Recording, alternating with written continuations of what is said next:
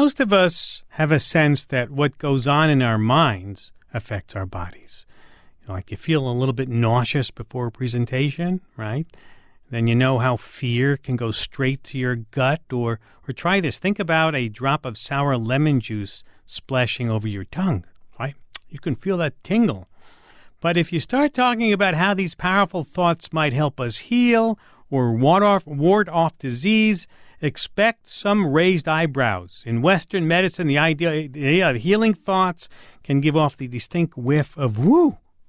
Conjuring religious gurus laying on hands and Reiki masters harnessing undetectable energy fields. It's sort of just a no-no to talk about this stuff. Well, brave science writer Jo Marchant is having none of your energy fields or your auras. She has her Ph.D. in genetics and medical microbiology after all, but she did get curious. In our rush to avoid medical quackery, have we sidelined the mind's role in medicine? Can thoughts help us heal? In her new book, Cure, A Journey into the Science of Mind Over Body, she reviews the evidence for and against mind-body medicine. Jo Marchant joins me now from London. Welcome to Science Friday. Hi, thanks for having me on. Were you a little bit wary about taking on this topic? Probably not as wary as I should have been. I was just interested, and I've kind of came to realize as I continued just how divisive a topic this can be and how strong feelings can be on it. Did your friends say you were a little bit nutty when you were working on this book? My scientist and science journalist friends just would roll their eyes mostly. But my friends outside of science, my mom friends at the primary school, sounded really interested. They wouldn't have been interested in any of the other books that I've written, but there's something about this topic that fascinated them. So, it was kind of a reversal from what I usually get. So what is the main takeaway from all that you've learned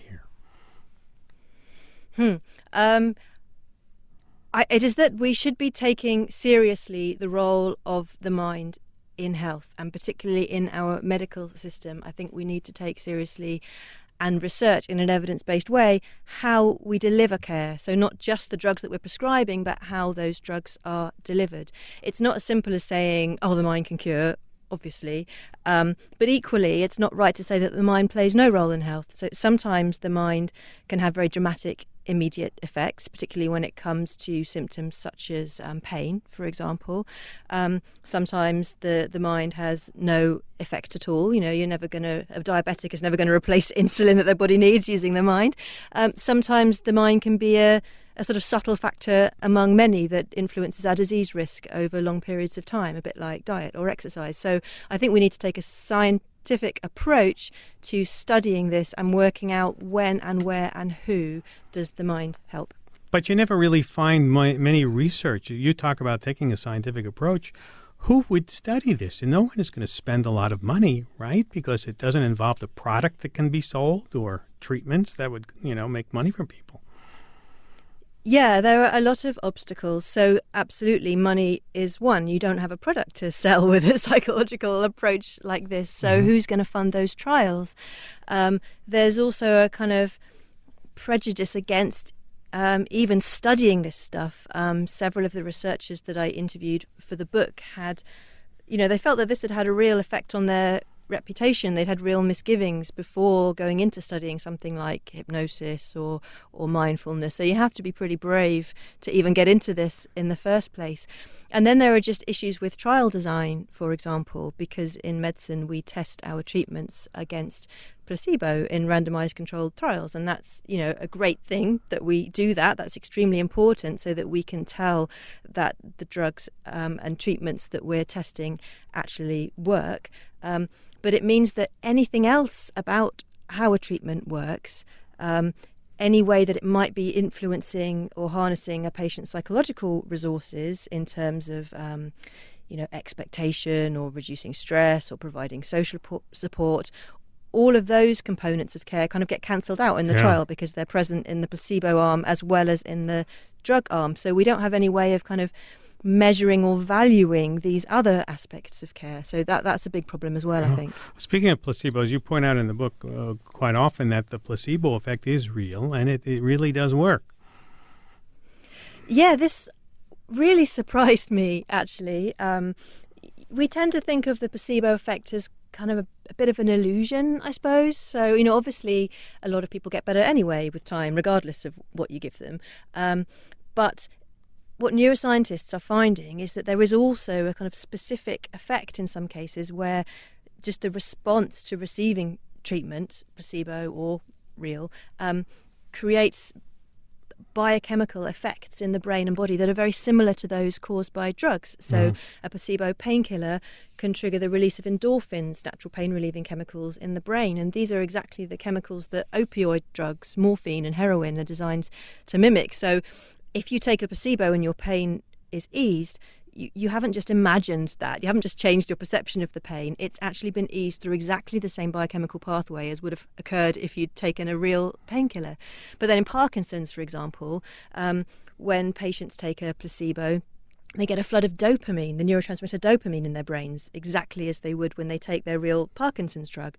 Or even with altitude sickness, you can give people fake oxygen and you get a reduction in prostaglandins in the brain. And these dilate blood vessels and they cause many of the symptoms of altitude sickness. So there isn't just one placebo effect. There are many, depending on the condition, and they each need to be studied separately. But the sort of principle is that you are getting these measurable biological changes triggered in response to these placebos that are, this very similar to those changes that are caused by drugs. Yeah, there was one amazing one that you talked about. We meet Bonnie, who gets placebo back surgery. I didn't think there was such a thing. How does a doctor do placebo surgery? Well, this is a technique called Vertebroplasty, which involves injecting cement into a fractured vertebra to strengthen it. And it was a few years ago having great results, becoming very popular, patients recovering dramatically, until a few trials were done comparing it against this sham surgery where the patient goes into the room and they're given an injection of local anaesthetic, and only then does the surgeon open the envelope to find out whether they're getting the real injection or not.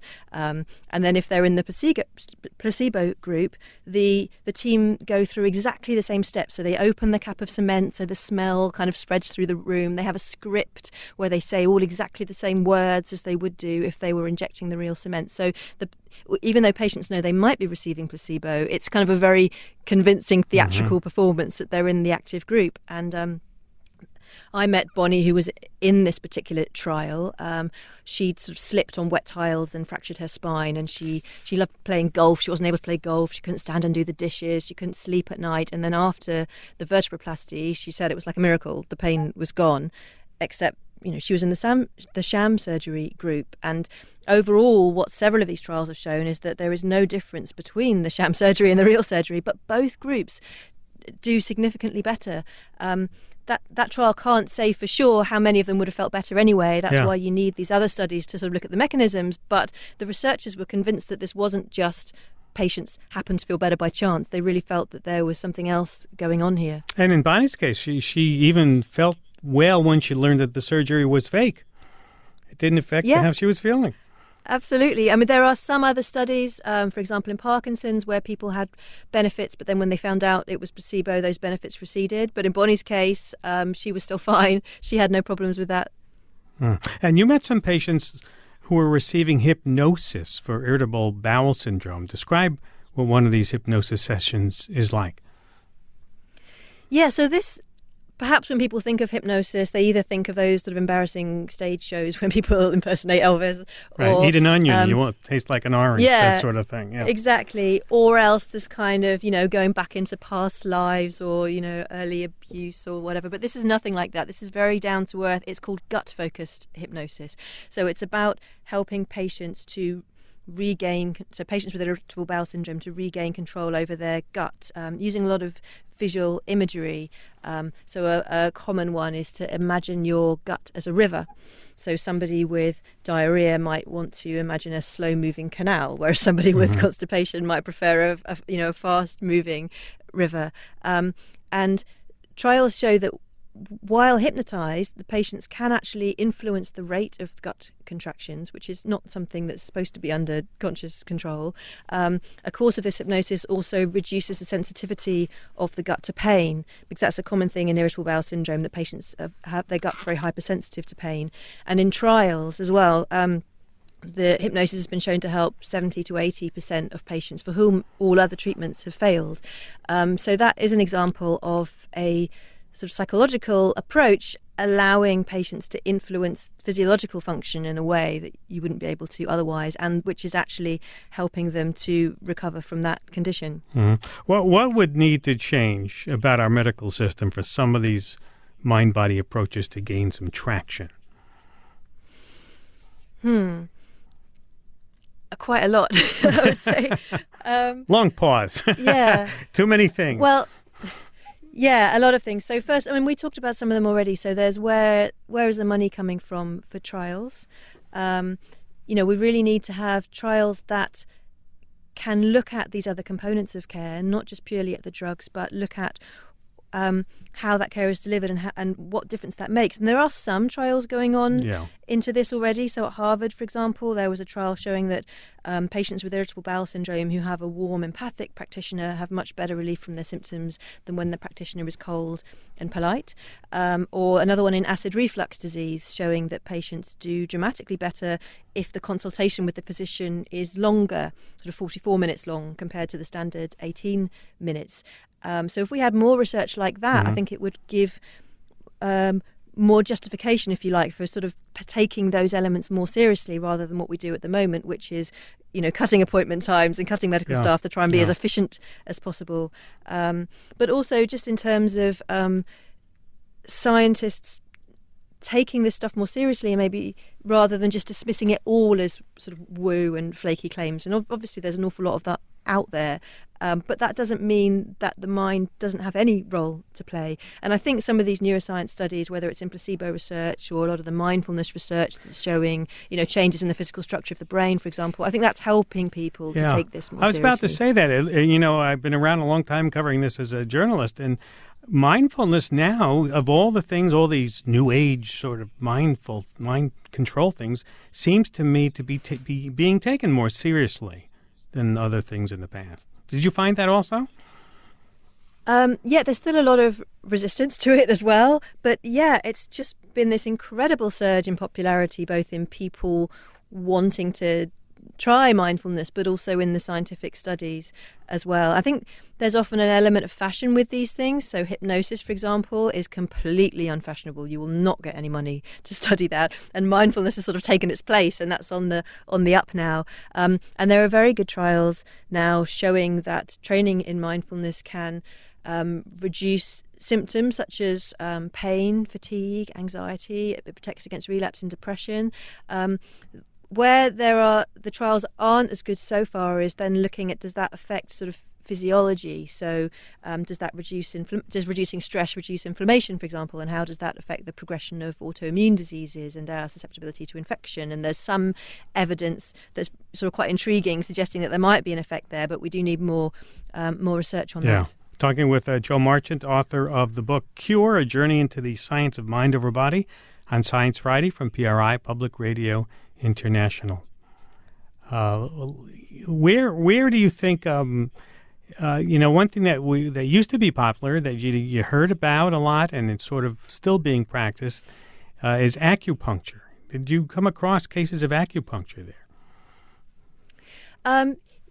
Yes, mainly demonstrating the usefulness of placebo responses, I think, because, acupuncture is, you've got the physical needles. It's not really a psychological therapy, so I didn't look at it from that sense. But it's a very interesting case because in trials, generally, there is no difference between real acupuncture and sham acupuncture. So this is where you put the needles in the wrong places and they don't fully penetrate the skin. So that's telling us fairly clearly that all these sort of meridians and energy lines and the needles isn't really doing anything. But often both of those groups, again, improve significantly. So there's a very interesting trial done in over 1,000 patients with chronic back pain. And there were two groups. One group had real acupuncture, one had the fake acupuncture, and there was no difference between the two. But in this trial, there was a third group, and that third group received conventional care. So this was a combination of pain-killing drugs, physiotherapy and exercise. And that conventional care group did barely half as well as both of the acupuncture groups, even the fake acupuncture group.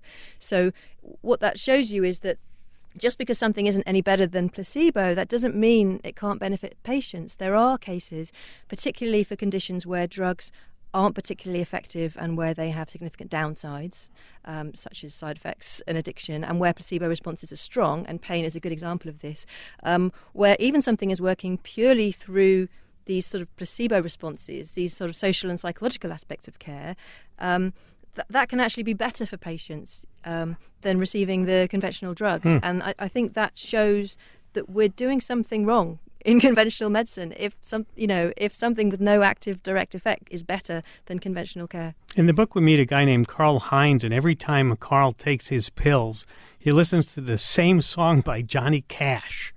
What's going on there? Okay, so this is research into conditioning. So I don't know if most listeners would know Pavlov's dogs. I think they would. We're pretty I up hope on most conditioning. people would. Yeah, I don't have to go So through that. Ivan Pavlov conditioned his dogs to, every time he fed them, gave them their meat, he would flash a light or sound a buzzer, and they would salivate in response to the meat. But over time, they learned to associate the light or the buzzer with the meat until eventually they salivated automatically just in response to that psychological cue. They didn't need the meat anymore. So this is like a learned association. A psychological cue triggers a physiological response automatically. And this happens in people as well. That's what happens when you salivate. When you think about biting into a lemon, you've bitten into a lemon before, your body knows the appropriate physiological response. So Johnny Cash would allow this reaction to happen without the drugs, just by hearing the music? I'm getting to Johnny Cash. So this also works not just for salivation and digestion, but for a lot of physiological functions in the body, including the immune system. Yeah. So if you take a drug that suppresses the immune system a few times, your body learns that response. If you subsequently take a placebo, your body will automatically have that same immune response to that placebo, even though there's no drug there. And so these are trials that are trying to get people to learn the association. So Karl Heinz is a kidney transplant. I'm going to have you stop there because we have to take a break. Sorry. It's an interesting story. I want to give you full time to tell it. So we'll take a break and come back and talk lots more with Jo Marchant, author of Cure, A Journey into the Science of Mind Over Body. And my mind and body are telling me we have to go. We'll be right back after this break. This is Science Friday. I'm Ira Flato. In case you're just joining us, we're talking with Jo Marchant, a science journalist, author of the book Cure, A Journey into the Science of Mind Over Body. And when I rudely interrupted her, she was telling us a story about Karl Heinz. Every time he takes his pills, he listens to the same Johnny Cash song. And we got through the part about the bell and the light and the reaction. So what happened? What did he do? Right, I'm so glad that you let me come back to this because it's one of my favourite well, we pieces of hear research in the whole book. So the idea is that you can learn an association with a psychological cue, and then that can have an effect on your immune system. So he's taking his immunosuppressant drug because he has a kidney transplant, so he needs to take this. And the idea is that alongside taking his drug, he listens to Johnny Cash, but also he drinks, it's this really bizarre drink that researchers have come up with. It's strawberry milk mixed with green food colouring and lavender oil. And I tried it. It's quite disgusting, actually. And it hits all your senses at once. It's a bizarre drink. So he takes this with the drug for a few times, learns the association. And then the hope is that when he just has the drink, the placebo drink, and listens to the music and the rest of the sort of environment, when he does that on its own, that will suppress his immune system.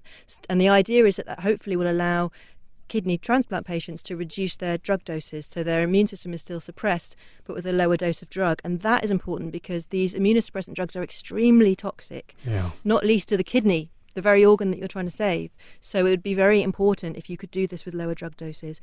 And this has been shown to work in healthy volunteers. You can condition the suppressed immune response. There are also some some small studies in autoimmune disease as well, showing that you can get the clinical response with a lower drug dose if you use this kind of conditioning technique. And now this is a trial that's happening in kidney transplant patients. And I just think that this has such fundamental implications if this can be shown to work, because reducing drug doses in autoimmune disease, allergies, transplant patients, potentially even cancer. There is some animal work in cancer showing that this can work.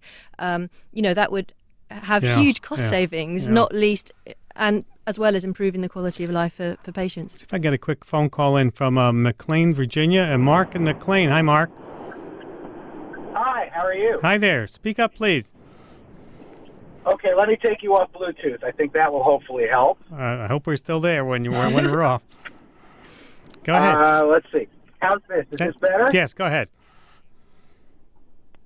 So it's very apropos that Joe just mentioned cancer. I happen to be a cancer center director and a physician in a health system in suburban Maryland in Frederick. And we're doing a couple of things, and I don't think we're that terribly unique. One of our lead medical oncologists was a senior investigator at the NCI and spent a lot of his time researching complementary and alternative therapies, and we're using that for our cancer patients to improve their experience and to improve their spiritual and psychological well-being.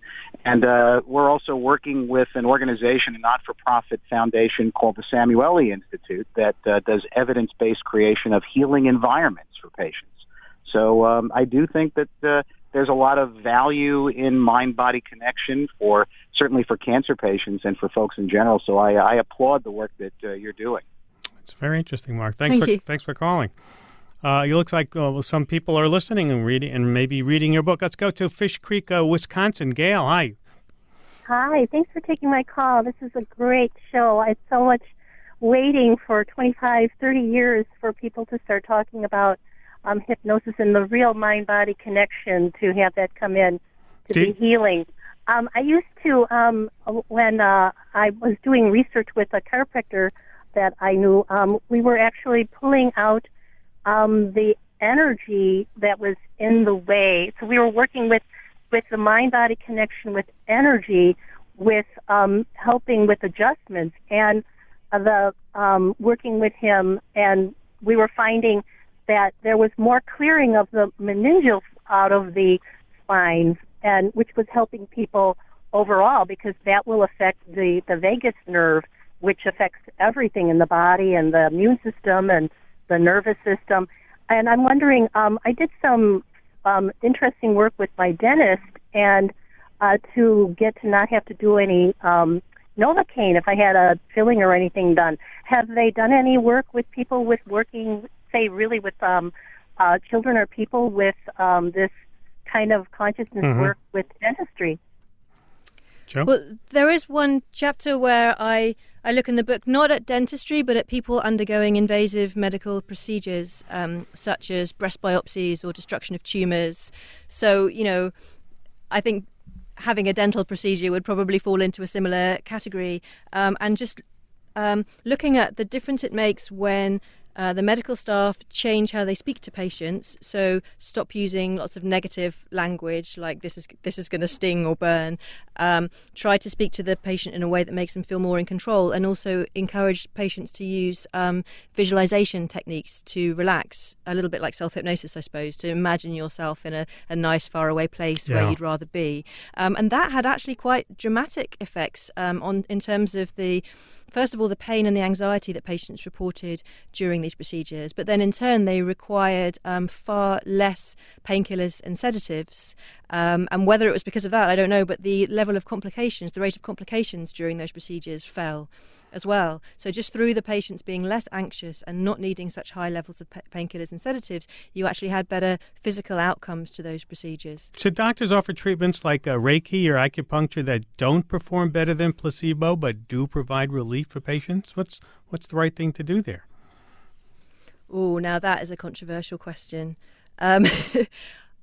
Ultimately, I think the answer is that we rather than kind of outsourcing this stuff to alternative therapies that often rely on explanatory frameworks that aren't scientific, I think we should be trying to understand, these elements of care and ritual and how they help people, and incorporate those into conventional medicine in an evidence-based way.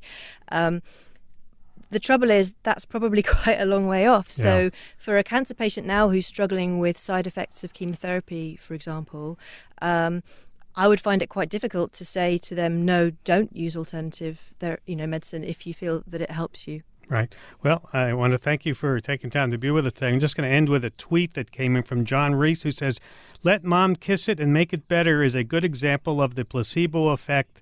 I think mom's kiss really does make it feel better." There you go, from a very early age. Yeah, I agree with that. Jo Marchant, the science journalist, author of the book Cure, A Journey into the Science of Mind Over Body. We thank you for your hard work and bravery in writing this, Jo. Thank you very much. And you can